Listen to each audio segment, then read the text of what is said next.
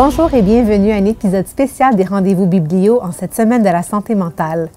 Nos invités d'aujourd'hui sont ici pour nous parler d'un projet en lien avec la santé psychologique qui a été initié par le ministère de la Santé et des Services sociaux pour augmenter la capacité d'adaptation et la résilience des Laurentiens en contexte de pandémie et de post-pandémie.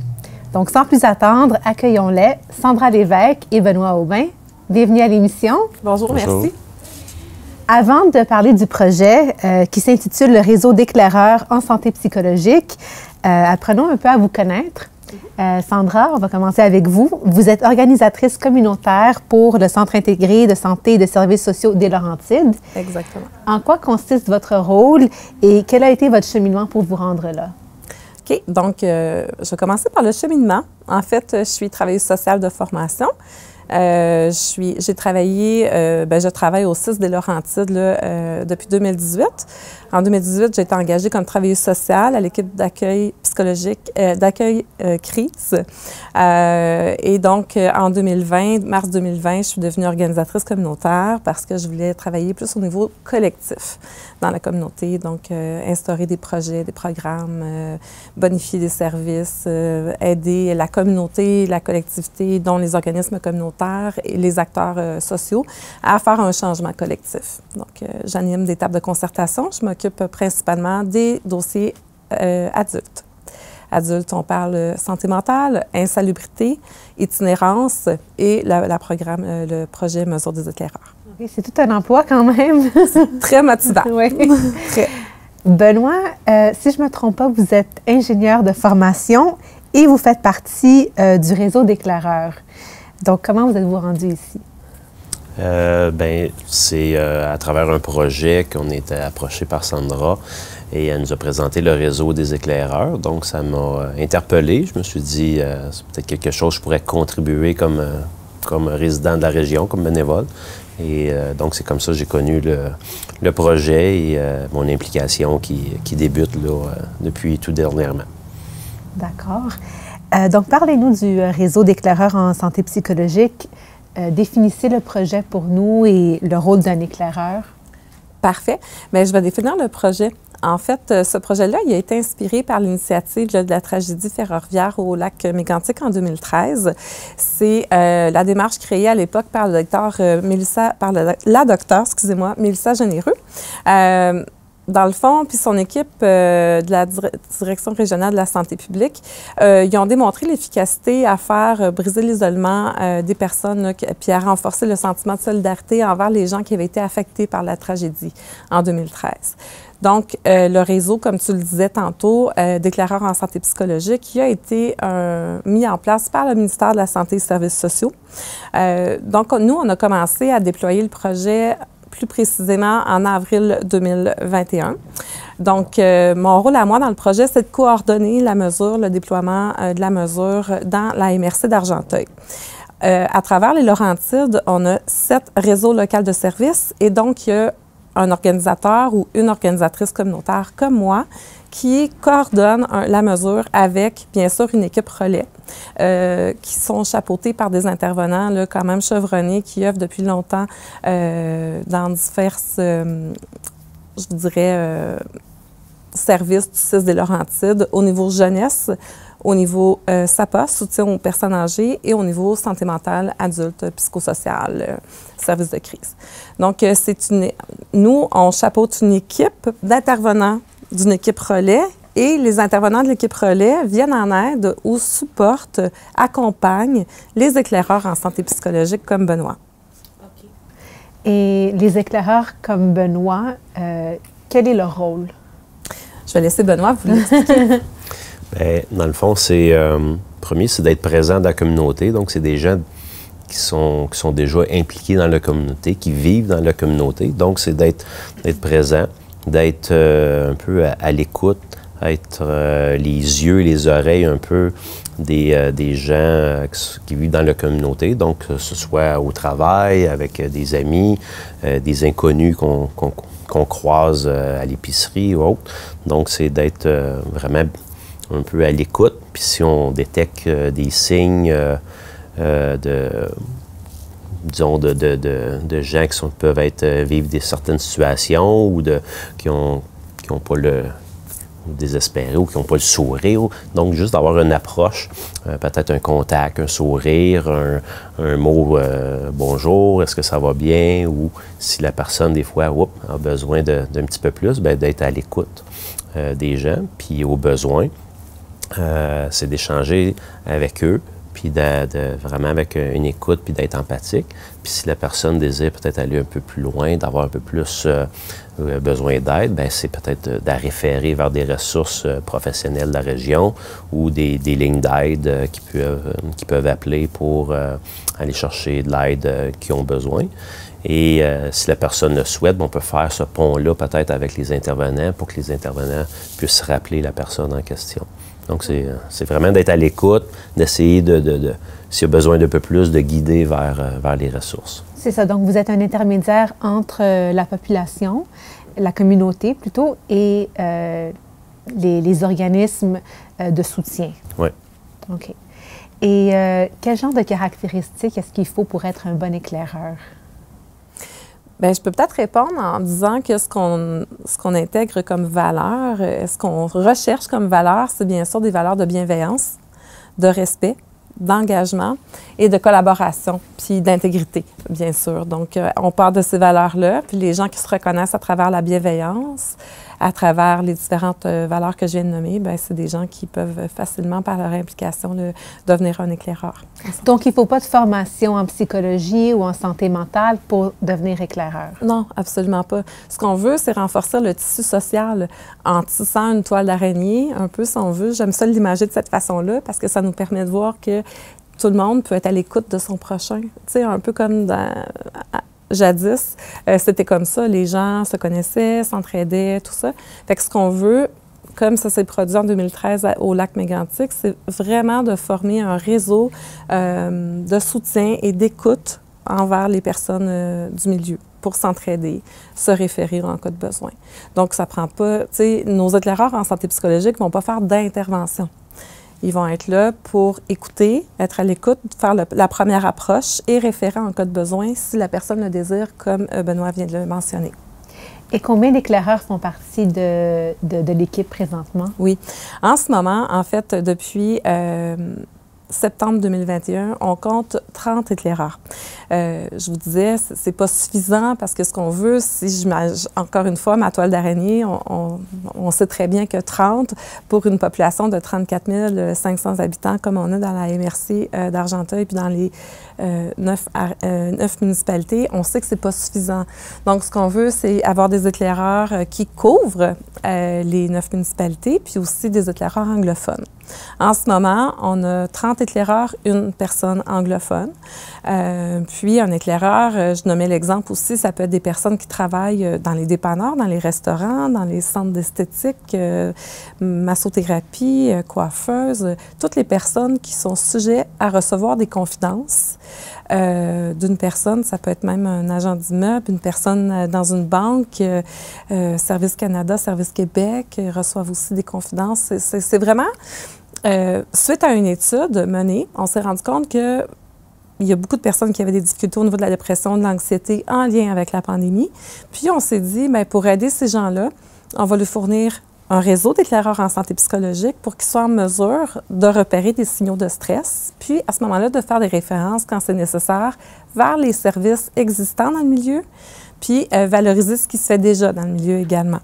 Parce qu'il y avait déjà des initiatives citoyennes, là, dans le fond, qui étaient valorisées dans notre milieu. Fait que c'est de partir de ce qui se fait déjà. On n'est pas non plus venu ajouter des listes de références, parce que c'est toujours le 811 qu'on appelle en cas de besoin. On compose l'option 2, service soit de crise ou intervention psychosociale.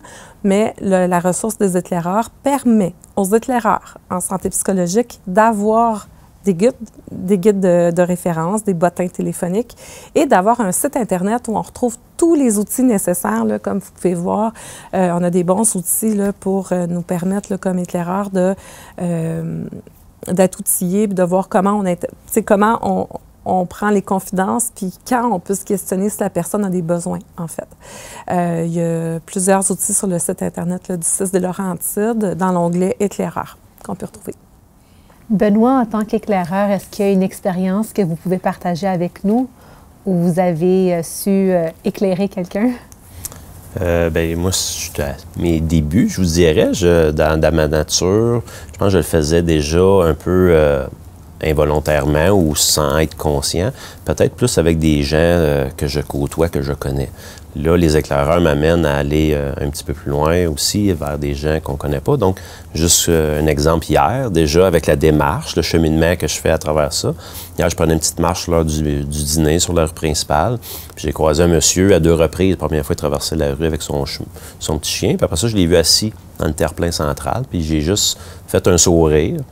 Puis j'avais comme un... Tu sais, la personne avait un ton, comme un air un petit peu gris. J'ai fait un sourire, puis il m'a répondu par un sourire. Je me suis dit, ben, peut-être c'est ça le métier d'éclaireur. J'ai créé peut-être un petit contact. Si la personne avait peut-être pas souri, j'aurais peut-être dit, est-ce que ça va bien, bonjour, quelque chose, mais là, j'ai arrêté là. Fait que c'est peut-être un exemple là, que j'ai vécu hier là, dans mon nouveau rôle d'éclaireur, avec un inconnu.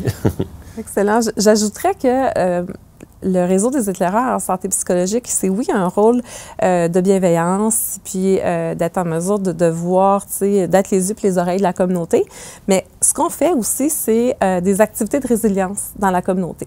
Entre autres, je ne sais pas si vous vous rappelez, dans les nouvelles, l'an passé, il y avait un monsieur très généreux et très bienveillant qui avait décidé de nettoyer les voitures des personnes qui travaillent au 6 des Laurentides à Saint-Jérôme pour que quand ils allaient sortir de leur emploi, leur voiture allait être prête là, à décoller sans devoir enlever la neige et tout ça. Fait que, on trouve que c'est un bel exemple, puis on l'a mis dans nos formations en ligne sur le site Internet. C'est un bel exemple d'une activité d'entraide, de bienveillance envers les autres, de simplement remercier tout ça. On a des activités, entre autres, de la roue, parce que plusieurs études ont été faites depuis 2020 sur la santé mentale. Hein? Donc, on a eu une préoccupation aussi pour la santé bien-être des hommes. On s'est rendu compte là, que les hommes étaient les derniers, peut-être, en tout cas, que c'était plus difficile pour eux d'aller chercher de l'aide, connaître les ressources également. Puis, il y avait des préjugés aussi qui entouraient vraiment là, les services d'aide. Ce qu'on a fait, c'est qu'on a mis en place une roue. Là, on appelle la roue chanceuse, puis on va faire la tournée de certaines entreprises, là, entre autres Naya et peut-être même avec les pompiers. On va faire le tour des commerces, des entreprises, ceux qui voudront bien accepter notre passage. Et on va aller faire la roue chanceuse avec eux pour vraiment bien connaître les ressources du milieu, démystifier la relation d'aide, comment aller chercher de l'aide, où aller chercher de l'aide, puis tout ça dans une forme d'échange avec les intervenants de l'équipe relais. Il va y avoir des prix de participation, vraiment, des prix de participation du local. On a fait affaire à des commerces locaux. On a encouragé le local pour pouvoir remettre des certificats cadeaux. La semaine prochaine, moi puis mon équipe relais, entre autres, c'est la semaine de la santé mentale, mais en fait, cette semaine, parce que l'émission, elle est diffusée pendant la semaine de santé mentale, on va aller rencontrer des résidences de personnes âgées avec l'intervenante du soutien à domicile pour justement prendre le pouls des personnes âgées, voir comment ils vont, puis leur donner des outils. Puis, de toute façon, ils ont peut-être des outils à nous partager également. Fait que c'est simplement d'être bienveillant, d'être à l'écoute, de prendre le pouls, puis de faire l'activité de la roue aussi avec des personnes âgées là, à la Villa Montjoie lors d'une activité de la vie active. Donc, on veut vraiment que la mesure des éclaireurs fasse partie du langage commun de la communauté, que tout le monde sache de quoi on parle quand on parle de la mesure des éclaireurs en santé psychologique. Je suis une passionnée de ça parce que j'ai fait de l'intervention longtemps, puis ce projet-là est un projet de prévention pour prévenir des situations. Ça peut être de prévenir des situations de violence conjugale qu'on a vu exacerber avec la pandémie. Ça peut être de prévenir des tentatives de suicide, de prévenir des situations où la situation d'une personne pourrait exacerber si on n'intervient pas en amont. Donc, c'est vraiment le pourquoi que je suis autant passionnée, puis que tous mes organisateurs communautaires, tous mes collègues organisateurs communautaires des Laurentides, on déploie cette mesure-là avec cette passion-là, avec bien sûr la coordonnatrice régionale qui est Nathalie Houd, qui coordonne à la grandeur des Laurentides là, la mesure des éclaireurs. Pour devenir, le rôle d'éclaireur, c'est un rôle bénévole, n'est-ce pas? Oui. Et j'imagine que vous êtes à la recherche de bénévoles Absolument. En ce moment. Si quelqu'un est intéressé à devenir éclaireur, quelles sont les démarches à suivre? Parfait. Donc, vous pouvez aller sur le site du C3S et, comme je le disais tantôt, il y a un onglet éclaireur dans le bas, là, un peu ce petit logo-là que vous pouvez visualiser. Et sur ce logo-là, dans le fond, on clique et vous allez avoir un peu la description du projet, les valeurs du projet et un petit lien là, pour vous inscrire comme Benoît a fait. Donc, sinon, bien, on fait la tournée aussi des commerces, des industries. On remet des cartes avec le lien direct là, pour s'inscrire sur un formulaire d'inscription. Puis, c'est sûr qu'on ne le fait pas par téléphone parce qu'on préfère que les gens puissent le faire via Internet. Si ce n'est pas possible, bien, ils peuvent toujours rejoindre peut-être l'accueil psychosocial du CLSC. On a Nika Chénier qui est de l'équipe Relais qui peut justement prendre le nom d'une personne là, qui souhaiterait être éclaireur en santé psychologique là, si ils n'ont pas accès là, à Internet. Et est-ce qu'une formation est offerte aux éclaireurs? Oui, absolument. Encore une fois, je vous réfère sur le site. En fait, on est très fiers de notre site du CIUSS des Laurentides, de nos outils qui ont été créés. Ça permet d'avoir une certaine continuité des outils, tout ça, puis une certaine vision commune qui est nécessaire là, pour le déploiement de ce projet-là. Et les capsules de formation ont été faites par ma collègue Ariel et Marie... Oui, j'oublie son nom. On va devoir remonter ça. Hein? OK. Colin, j'ai un blanc. Ariel et Marie-Pierre. OK. Donc, je disais simplement que les capsules de formation ont été faites par Ariel Aumier, qui travaille pour la santé publique au CIUSS des Laurentides, et Marie-Pierre, qui travaille pour l'équipe jeunesse, qui est dans l'équipe relais là, de 2 territoires en ce moment. Donc, vous pouvez visualiser les capsules. Là. Il y en a une qui porte justement sur prendre soin de soi, prendre soin des autres, la gestion du stress et qui explique aussi le projet. Puis, à travers ça, bien, on a les résumés en outils des différentes capsules de formation. Bien sûr, on renforce, je pense que c'est important qu'un éclaireur sente qu'il s'implique bénévolement, mais qu'il est renforcé dans son rôle, parce que souvent, c'est des gens qui le font déjà. Sans s'en rendre compte, ça vient, exactement. Fait que ça vient simplement valider ce qu'ils font déjà, puis ils viennent le partager avec un réseau, parce que ce qu'on pense faire également, c'est souvent des 5 à 7 pour partager, arrimer entre les éclaireurs, partager nos outils, même essayer la roue avec nos éclaireurs en santé psychologique là, pour qu'ils se sentent à l'aise d'aller animer une activité dans une entreprise, entre autres. Là. Fait que, c'est un projet en soi qu'on veut qui perdure dans la communauté. On veut assurer une pérennité à ce projet-là et on souhaite qu'éventuellement, ce soit la communauté qui le chapeaute, qui le prenne en charge puis qui continue à le faire. Parce que, bien sûr, on a su dernièrement qui était reconduit au niveau du ministère de la Santé et des Services sociaux jusqu'en 2023. Mais c'est sûr que le but aussi, c'est d'assurer une pérennité de ça puis qu'il y ait des éclaireurs en santé psychologique, bien qu'il y en ait toujours qui soient formés dans notre communauté. Okay. Parlez-nous un peu de la roue, vous l'avez mentionné quelquefois. Comment ça marche exactement? En fait, c'est une roue qu'on a fait fabriquer maison. C'est ma collègue Nathalie qui l'a fait fabriquer par un éclaireur, justement. Et il est divisé en 6 sections. Donc, il y a des sections sur les vrais ou faux, sur des mythes et préjugés entourant, entre autres, la santé des hommes. Mais on peut, bien sûr, le modifier là, pour les personnes âgées, comme on va faire la semaine prochaine. Il y a des sections sur prendre soin de soi, prendre soin des autres, c'est quoi des saines habitudes de vie. Fait qu'un peu, je vous dirais, toutes les thématiques qu'on aborde là, dans le réseau des éclaireurs, puis dans ce qu'on retrouve sur le site du CIUSS des Laurentides. Benoît, est-ce que vous l'avez essayé, cette fameuse roue-là? Non, je l'ai entendu parler, mais j'ai hâte de la voir et de l'essayer. Et est-ce que les éclaireurs sont formés à détecter des signes de stress chez les gens? Absolument. Oui. On peut voir justement nos outils qu'on a faits sur les signaux de stress et d'anxiété, de déprime qu'on peut retrouver. Donc, bien sûr, c'est des exemples, hein, parce que le stress peut se manifester de façon différente là, pour chaque personne.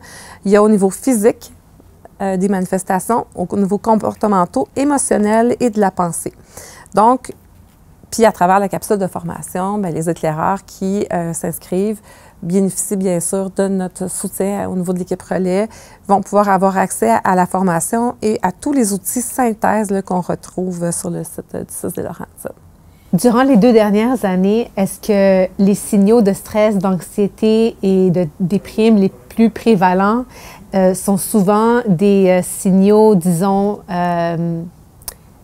plus physiques qu'émotionnels, ou est-ce que vous retrouvez un peu de tout? Je vous dirais un peu de tout, parce que quand on parle de l'anxiété, tantôt je vous disais qu'il y a beaucoup d'enquêtes qui ont été faites dans les 2 dernières années. Donc, d'après une des enquêtes menées auprès des 10 513 répondants au Québec, du 5 au 16 février 2021, il y avait 16 des Québécois qui disaient vivre un état d'anxiété probable, 20 dans un état dépressif probable et 23 disaient vivre l'un ou l'autre. Fait que quand on parle de stress, de déprime, d'anxiété, mais on retrouve tous ces comportements-là, mais ça peut, comme je le disais tantôt, être différent d'une personne à l'autre. Donc, il peut y avoir des facteurs plus importants au niveau de la pensée, puis moins au niveau comportementaux et vice-versa. Mais je pense que c'est important d'avoir une lunette globale pour vraiment repérer ces signaux-là, puis repérer aussi, peut-être plus les pensées de la personne en lien avec ça, là, si elle voit de l'espoir ou peu d'espoir, s'il y a eu des problématiques psychosociales, des pertes d'emploi, l'augmentation un peu de la santé mentale d'un proche, ou etc. Fait que puis les deuils, on n'en parle pas beaucoup, mais on sait que ça a été amplifié avec la pandémie, puis la façon de vivre les deuils également.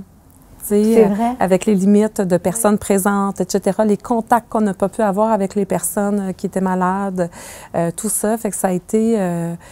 je vous dirais, c'est important d'en tenir compte là, dans notre analyse là, quand on forme les éclaireurs puis qu'on a des discussions, entre autres, là, avec nos éclaireurs. Okay.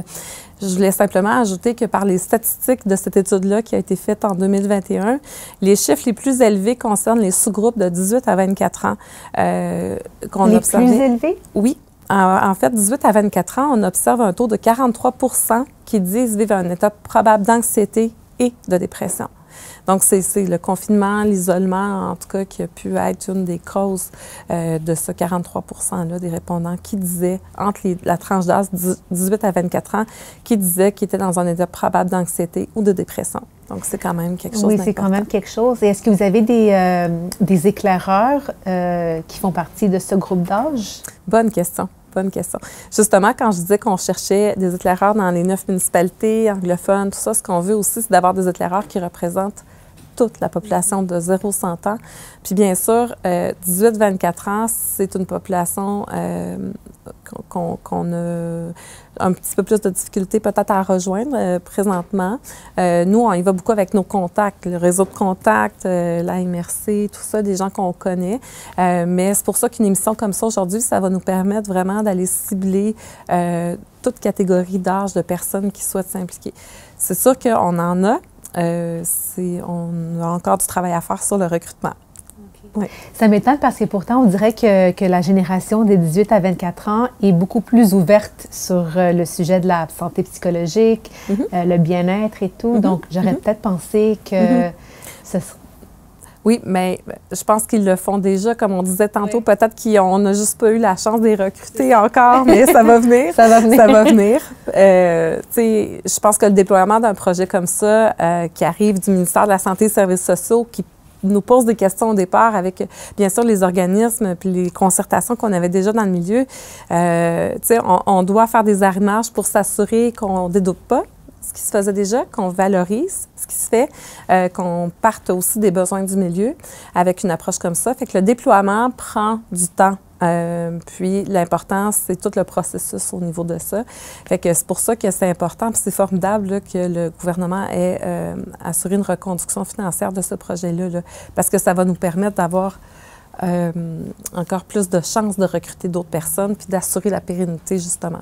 On parlait tantôt de signaux de stress, d'anxiété et de déprime. Je sais que vous avez aussi des outils de gestion pour pour ces problèmes-là à nous présenter. Oui, exactement. Entre autres, quand je parlais tantôt des activités de résilience qu'on peut faire dans la communauté, pour les cartes de Noël cette année, on a fait une arrimage, une collaboration avec le Centre d'entraide d'Argenteuil, avec Louise, et on a offert à Louise, en fait, de prendre cet outil-là sur les signaux de stress et de remettre des cartes de Noël aux participants du dépannage alimentaire les jeudis pour qu'ils puissent avoir justement un outil de gestion du stress ou aider un ami, aider quelqu'un de la famille qui vit une situation de stress, qui puisse être outillé. Donc, ça fait plusieurs fois également qu'on rencontre les personnes, des participants du Centre d'entraide d'Argenteuil, entre autres, pendant la semaine de prévention du, excusez-moi, du suicide, on est allé remettre des épingles justement pour qui disait là, j'ai un message pour toi, t'es important pour moi. Donc, si besoin d'aide, appelle.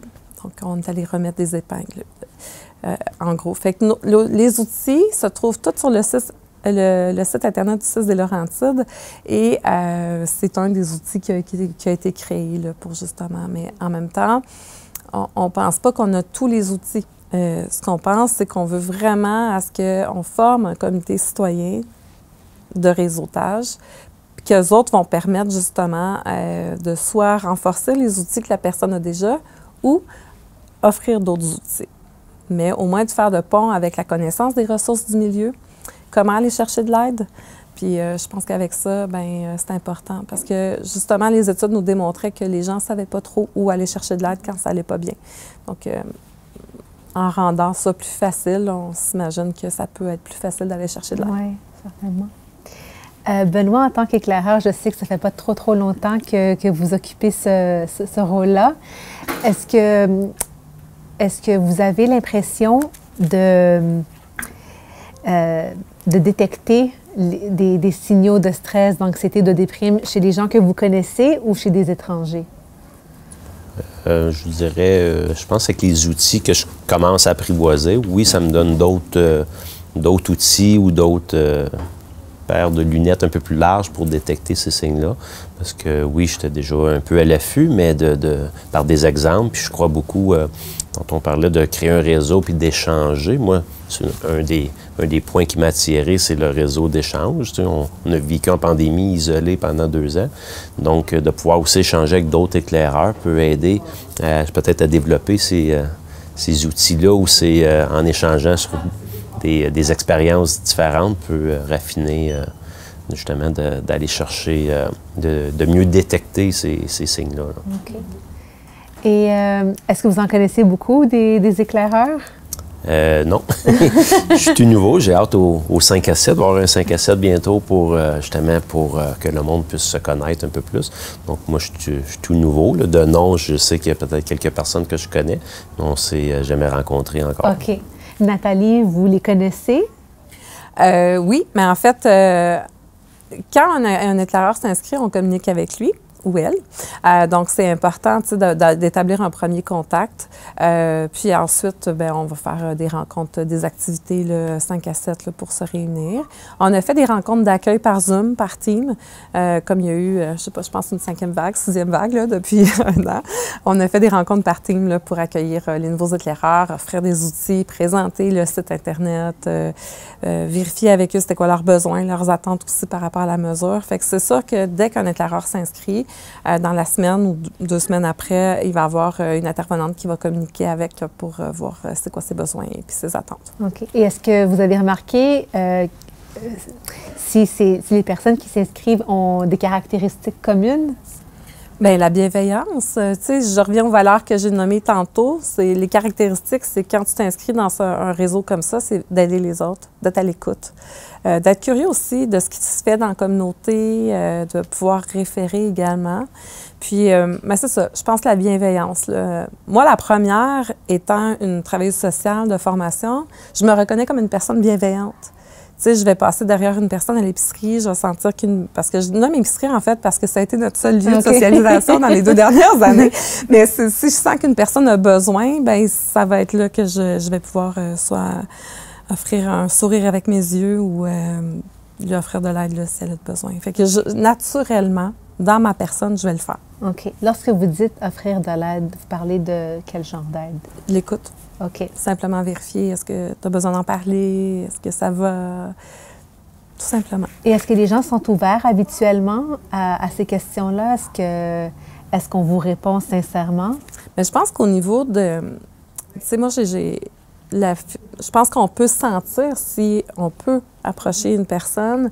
Je pense que Benoît l'a nommé tantôt dans son exemple. S'il voit une personne au parc qui lui retourne un sourire en échange, bien, ça veut dire que ça va. Tu sais, si, au contraire, ce serait pogné la tête, qui aurait été penché, tu sais, puis je pense que Benoît se serait peut-être approché puis il aurait offert de l'écouter. Mais si la personne refuse, à ce moment-là, nous, on lui souhaite bonne journée, puis on repart. Là, on va vraiment, c'est volontaire. C'est vraiment d'être bienveillant, puis de partir du besoin de la personne, respecter son rythme.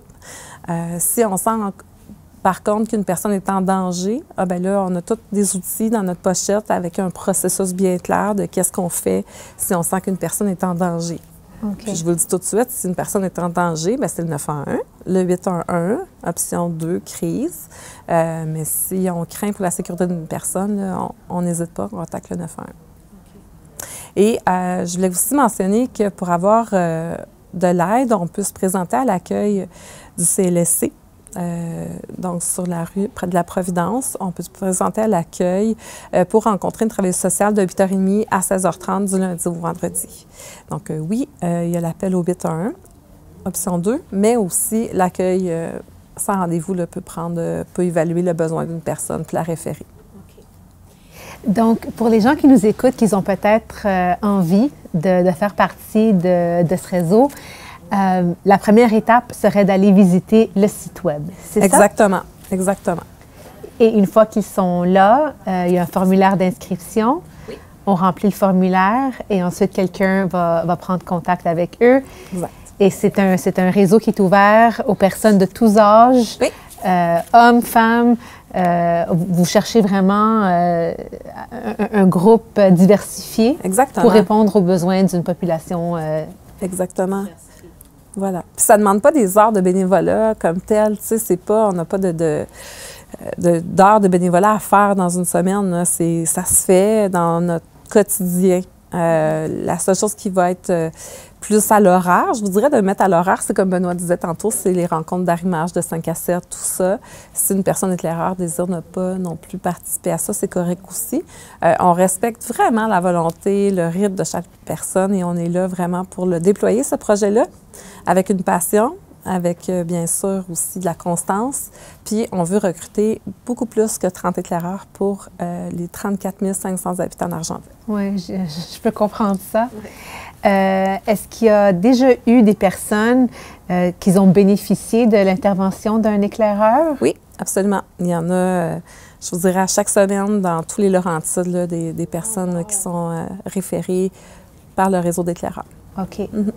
Et puis, est-ce que vous avez des nouvelles de ces personnes-là par la suite?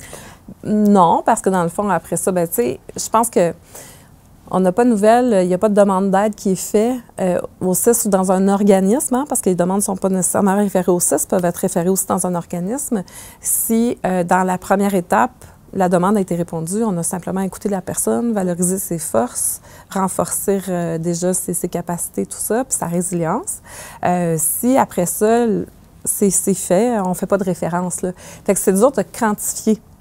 On ne peut pas quantifier nécessairement le nombre de personnes là, qui reçoivent l'aide du réseau des éclaireurs, mais le plus large est notre filet social, le plus large est notre toile d'araignée, si je peux revenir avec ça, le plus de monde on va cibler. Oui. Benoît, qu'est-ce qui vous a poussé à vouloir devenir éclaireur? Je pense que c'est de redonner aussi à la communauté. On a vécu 2 années de pandémie, on a tout le monde isolé chez soi. Puis moi, personnellement, je m'implique dans plusieurs causes, mais même de revenir à s'impliquer dans des causes quand on est en retrait, si on veut, je trouve que c'est une belle occasion de pouvoir redonner à notre communauté. Tu sais, on l'a vu dans le temps de crise de la pandémie, il y a eu beaucoup des appels à tous. Il y a des gens qui sont allés dans des CHSLD, porter main forte, tout ça. Je pense que les Québécois en général, Québécoises, ont le goût de s'entraider.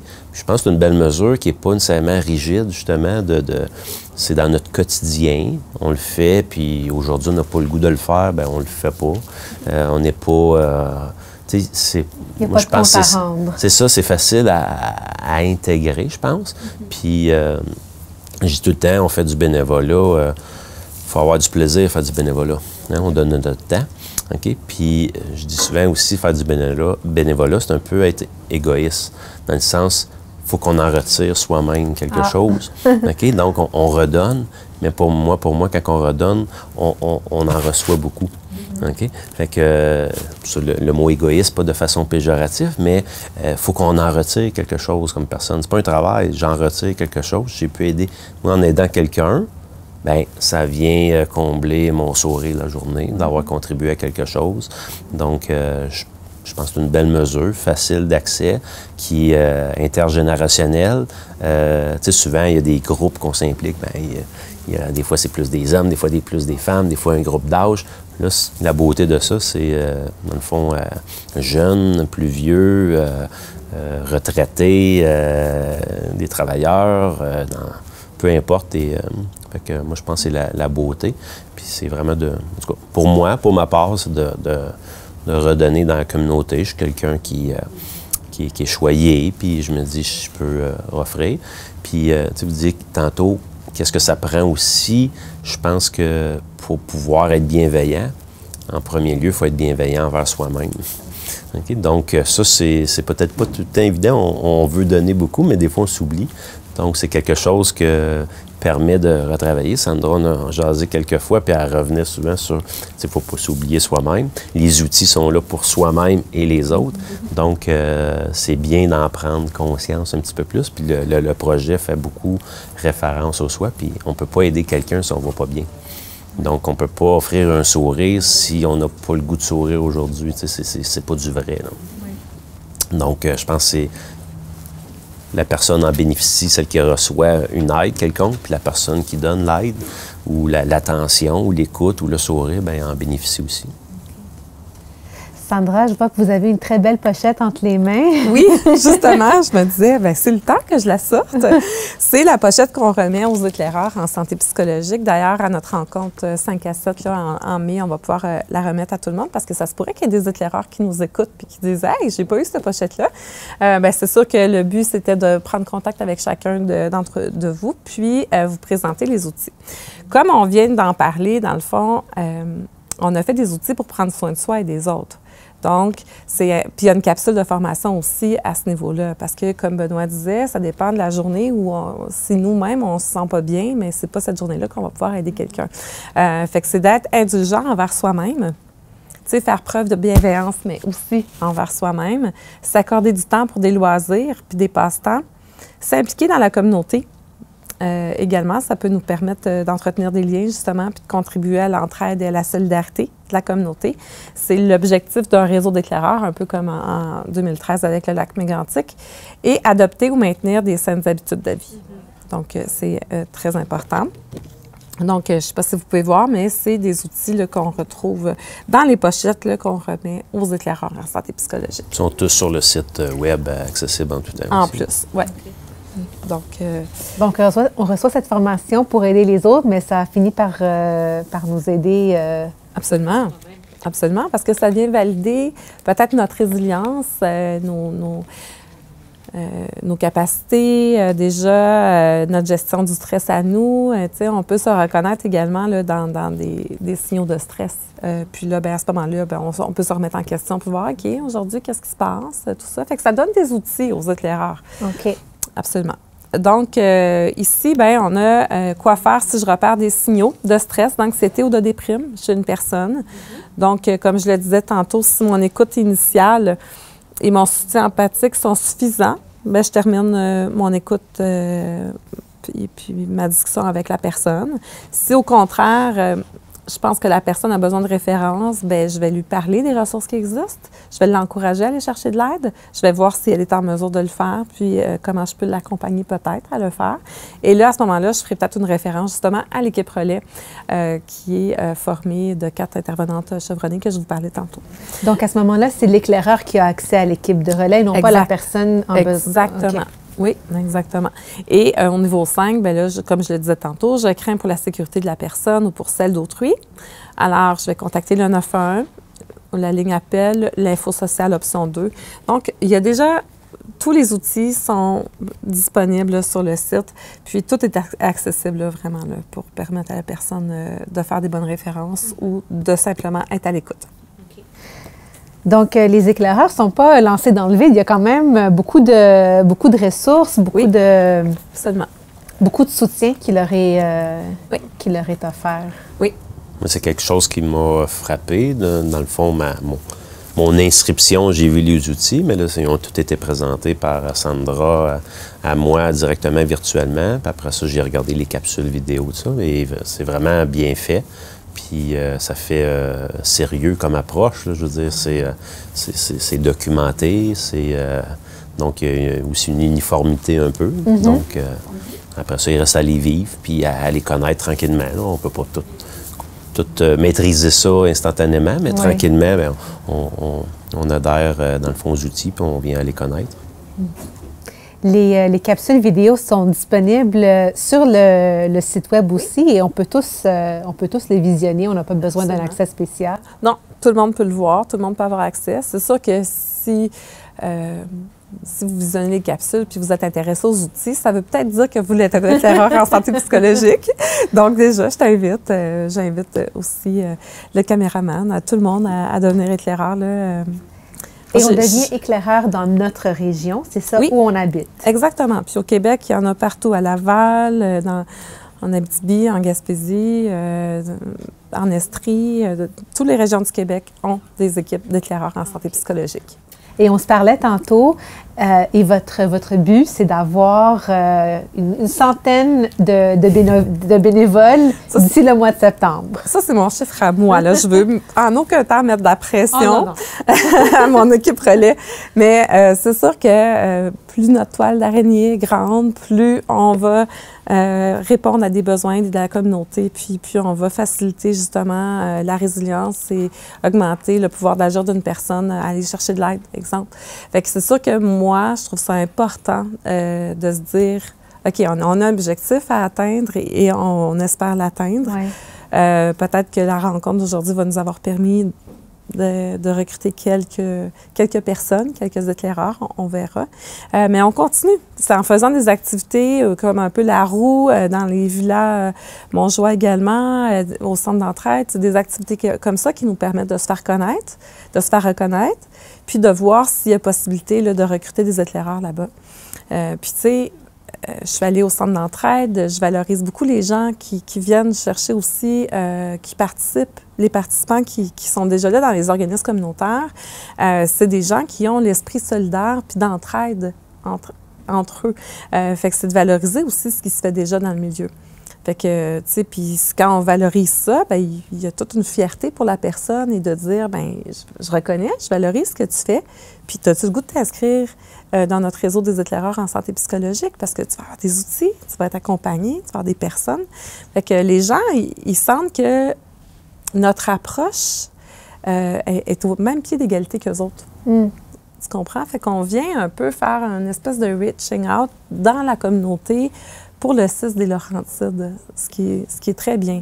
J'ai fait le tour des commerçants en mars sur l'avenue principale en me promenant avec mon cellulaire, en montrant le site Internet, donner des dépliants, tout ça. Puis j'ai été vraiment surprise de voir la réception, puis de voir que les gens étaient contents que quelqu'un du 6 des Laurentides prenne le temps d'aller voir comment ça se passe, comment ça va dans les commerces. Ils l'ont eu difficile, eux autres aussi, puis de voir les employés comment ça va. Si vos employeurs ont besoin d'aide, on peut les référer à des outils. Voici un bottin. Puis je vous dirais que ça a été un beau succès de faire cette activité-là. Mm. Wow. Et c'est pas fini parce que pendant la semaine de santé mentale, on va faire la tournée des organismes communautaires pour remettre des cartes, justement pour les remercier de leur engagement Puis, tout au long de la pandémie, depuis 2020, on a vu les organismes devoir s'adapter aux mesures sanitaires, de voir, tu sais, au départ, tout était fermé, tu sais, tout le monde, on l'a vécu ensemble, ça, puis, tu sais, c'est important de reconnaître, de remercier et de dire, on est là pour vous si vous avez besoin, on est là pour les personnes qui viennent chercher de l'aide, peut-être pour recruter également des éclaireurs parmi eux. Puis, on va remettre, dans le fond, des cartes, avec des cartes qui vont pouvoir planter au sol, puis ça va pouvoir pousser un arbre, une fleur, plus une fleur. Là. Donc, c'est une carte de reconnaissance qui va justement apporter de la vie, une graine, une pousse, qui donne de l'espoir également. Oui. Ouais. Fait que c'est ce qu'on veut. C'est pour ça que tantôt, on disait, puis dans ton introduction, qu'on parlait d'augmenter la résilience en pandémie et en post-pandémie. Parce que vous savez, hein, depuis 2020, on se disait, bon, les écoles sont fermées, étape par étape, bientôt ça va revenir comme avant, bientôt ça va revenir comme avant. Et là, on est à la 6e vague. Et je vous dirais que l'espoir dans le processus un peu de rétablissement est plus difficile pour la population en ce moment. Donc, les études qui ont été faites en 2021 peuvent avoir encore plus été exacerbées en 2022 avec le confinement au jour de l'an, le Pâques, etc., etc. T'sais. Donc, c'est pas terminé. Il ne faut pas se dire que c'est terminé. Puis les impacts psychosociaux au niveau de la pandémie, COVID-19, avec toutes les vagues qu'on a eues, c'est pas demain qu'on va pouvoir se dire, bien, on a tout réglé, puis on n'a plus d'impact en reliant à ça. Je pense que les impacts, on les a au jour le jour, puis on les vit, on les subit au jour le jour. Bien sûr, on s'est adapté au changement, puis chaque personne de façon différente, parce que la résilience est différente de chaque personne. Mais on est là vraiment pour valoriser ce qui se fait, puis les personnes aussi, dans leur résilience. OK. Benoît, qu'est-ce que vous souhaitez accomplir comme éclaireur, disons, dans la prochaine année? Bien, intégrer dans mon quotidien, peut-être dans mes échanges avec mes collègues, dans mes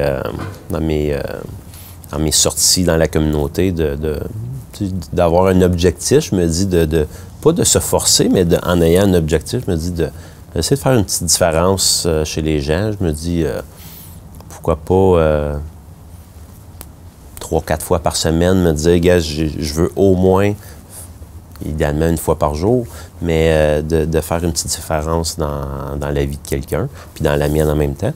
Donc, ce serait mon objectif, là, c'est pas des grosses choses, là, des fois, c'est juste un sourire. Oui. OK? Donc ça, mon objectif personnel, là, c'est de faire une différence, puis de pas juste dire je suis éclaireur, puis la pochette est belle, puis je la laisse dans le tiroir chez moi, mais de le vivre.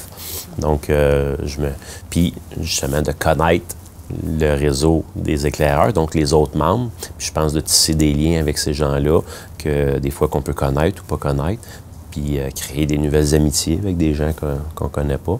Donc, oui, la toile d'araignée pour aider les gens, les éclaireurs aussi, mais je pense justement créer des nouveaux liens. Donc, moi, c'est mon objectif pour ça, je suis embarqué dans le projet. Je me dis, je pense que je suis capable de faire une petite différence.